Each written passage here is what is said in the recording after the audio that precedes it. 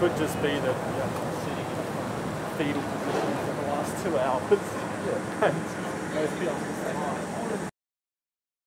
Definitely, the first test didn't look great, and the test didn't look great, and at the first race, obviously, we were still up there, but you could see the deficit from us to the Red Bulls. But I think in terms of overall output through the weekend, we've managed to do a better job, and I mean, we really can't continue to rely on mistakes from the others, so we're just keeping our heads down and continue to work away. No, because I know that I'm not going to be replaced in the middle of the season. As a team, we don't do that. I have a contract for this year, and I think there's only one team that does that kind of things in F1, and we're not that, so no pressure from my side.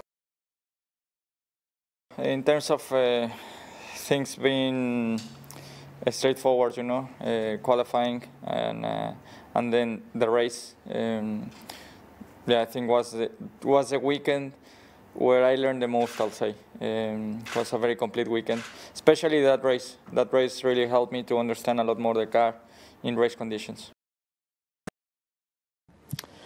Yeah, I mean, it's always a special feeling racing here.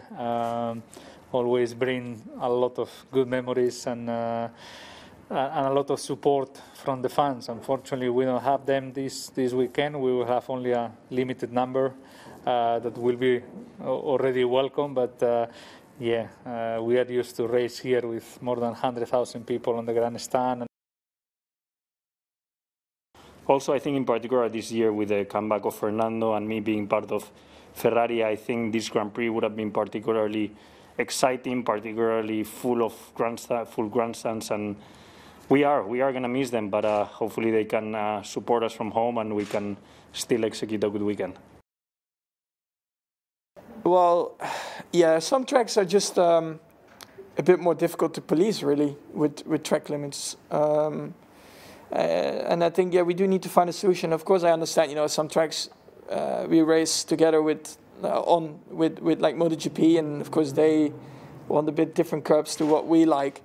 But I think we still need to find a bit of a, let's say, a middle way which works for both. Because, with our cornering speeds, and basically we can really abuse the whole track because of the grip we have with the cars.